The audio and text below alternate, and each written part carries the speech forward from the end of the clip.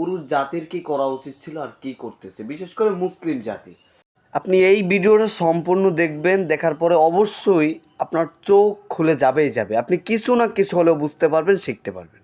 সম্পূর্ণ ভিডিওটা দেখার অনুরোধ রইল, শেয়ার করে দিবেন যাতে সকলেই বুঝতে পারে। আসসালামু আলাইকুম রহমতুল্লাহ বরকাত। মাঝে মাঝে একটা জিনিস দেখে সবচেয়ে বেশি কষ্ট লাগে, সেটা কি জানেন? যখন যার যেই কার্যক্রম, যার যেই কাজ, সেই কাজ থেকে বিরত থেকে অন্য কাজে ঢুকে যায়। আমার মূলত বিষয় হচ্ছে আজকে পুরুষ জাতির কি করা উচিত ছিল আর কি করতেছে, বিশেষ করে মুসলিম জাতি যারা মুসলমান ছিল। আমাদের ইতিহাস কিন্তু অনেক সুন্দর ছিল, অনেক সোনালী ইতিহাস ছিল।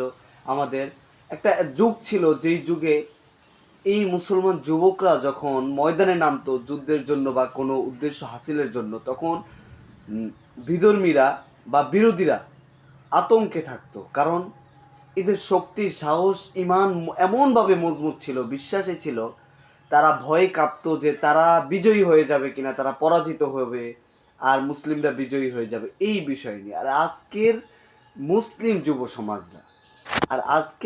যুব সমাজদের অবস্থা দেখেন। আমাদের ভাইয়েরা তো লড়াই করবে বীর পুরুষের মতো, জীবন বিসর্জন দিয়ে দেবে বীর পুরুষের মতো, সব কিছু করবে বীর পুরুষের মতো। কিন্তু আজকের সমাজে কি করতেছে দেখেন। সেই মুসলিম সমাজের যুব সমাজরা আজকে মঞ্চে উঠে নারীদের মতো নৃত্য করে, নাচে, কোমর ডুলিয়ে ডুলিয়ে নাচে।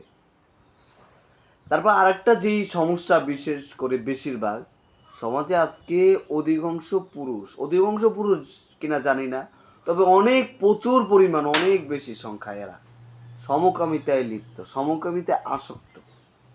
কি বলবেন এদেরকে নিয়ে? এদের কাজ কি এটা? মূলত দুনিয়া নিয়ে যদি কোনো ব্যক্তি চিন্তায় থাকে যে আমার দুনিয়া লাগবে, দুনিয়া আনন্দ করতেছি, তাও তো এই পন্থায় না, এই পর্যায়ে তো না। মানুষ কি বলে, একটা পুরুষ, একটা ছেলের প্রতি আকর্ষিত হয়, একটা ছেলের প্রতি ভালোবাসা দেখায়, মমতা দেখায়, এটা কি ভাই? সমাজ কতটা নিকৃষ্ট হয়ে গেছে, সমাজ নিকৃষ্ট হয়ে গেছে আমাদের চালচলনের কারণে। সমাজ এমনিতে সুন্দর, আল্লাহর দুনিয়ার সৃষ্টি সুন্দর, আমরা সমাজকে নোংরা বানাই। কমে লুত তারা ধ্বংস হয়ে গেছিল এই সমকামিতার কারণে। আর আজকেও সেই মুসলিম জাতি থেকে শুরু করে বিভিন্ন তারা যা করে করুক, তাদের কথা বাদ। মুসলমানদের তো কোরআন শরীফ আছে, কোরআন মাজিদ আছে, জীবন বিধান হিসাবে কোরআন মাজিদ আছে। এই কোরআনে তো উল্লেখ নাই এই সমকামিতার ব্যাপারে, হালালের ব্যাপারে। সমকামিতা তো হারাম, আল্লাহ রাসূল সাল্লাল্লাহু আলাইহি ওয়াসাল্লাম বলেছেন, আল্লাহ রাব্বুল আলামিন বলেছেন। তারপরও কেন সমকামিতা আসক্ত হয়ে যায় মানুষ? আমরা আজ কেন পিছিয়ে জানেন? এই মুসলিম জাতি আজ মার খায় কেন জানেন? পশ্চিমাদের ষড়যন্ত্রে তারা একটা হারাম কাজ করে, এই হারাম দিয়ে তারা দুনিয়ার ভিতরে প্রলোভন সৃষ্টি করে, দুনিয়ায় টিকে থাকে, সেটা আমাদের মাঝেও ছড়িয়ে দেওয়ার চেষ্টা করে। আমরা কেন এই সব জিনিসে আসক্ত হব? আজকে নেট দুনিয়ায় দেখা যায় যে এই মুসলিম যুব সমাজরা এই অনলাইনে ভাইরাল হওয়ার জন্য, সেলিব্রিটি হওয়ার জন্য বিভিন্ন পন্থায় বেছে নেয়, যা খুবই দেখতে বিচ্ছিরি এবং কাল্পনিকভাবে যা দেখতে খুবই বিচ্ছিরি, ভালো লাগে না ভাই।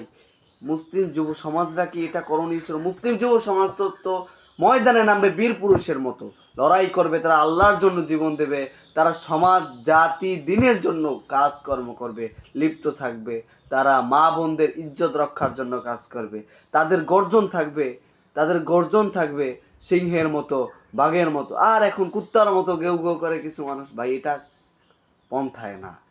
দেখেন, আজকে যেই পন্থা আমরা বেছে নিয়েছি, এটা আমাদের উদ্দেশ্য না, এটা আমাদের পথ নয়, এটা আমাদের কাজ নয়। অতএব এই সব কাজ থেকে আমাদেরকে বিরত থাকতে হবে, এসব কাজ থেকে আমাদেরকে বিরত থাকতে হবে। আমি আপনাদের আহ্বান করতেছি, আসুন সঠিক পথে আমরা চলে যাই, সেই খালিদ বিন ওয়ালিদের আদর্শ ধারণ করি, আলী ইবনে আবি তালিবের আদর্শ ধারণ করি, ওমরে ফারুকের পথ আমরা খুঁজে নেই, আবারও আমরা ফিরে যাই সোনালী যুগে। আমাদের উচিত আমাদের সঠিক পথে ফিরে যাওয়া, আমাদের নিজেদের পথে ফিরে যাওয়া। তাদের দেখানো পথ বিশ্রী পথ, অশ্লীল পথ এবং খারাপ পথে আমাদেরকে যাওয়া উচিত না। এবং এই পথ থেকে যেন আমরা হেফাজতে থাকতে পারি, আল্লাহ যেন আমাদেরকে তৌফিক দান করে। সকলে বলি আমিন। এবং সকলের মতামত, গুরুত্বপূর্ণ মতামত কমেন্ট বক্সে দিয়ে যাবেন। কিভাবে আলোচনা করলে, কিভাবে এগোলে সামনে ভবিষ্যৎ উজ্জ্বল হবে আমাদের, কিভাবে আগলে আমরা সঠিক পথ পাবো, এবং ভিডিওটি বেশি বেশি শেয়ার করে দিবেন যাতে সকলেই বুঝতে পারে। ওমা তৌফিক ইল্লা বিল্লাহ ওমা আলাইনা ইল্লা বালাগ। আসসালামু আলাইকুম রহমতুল্লাহ বারাকাতুহু। সকলে পাশেই থাকবেন সবসময়।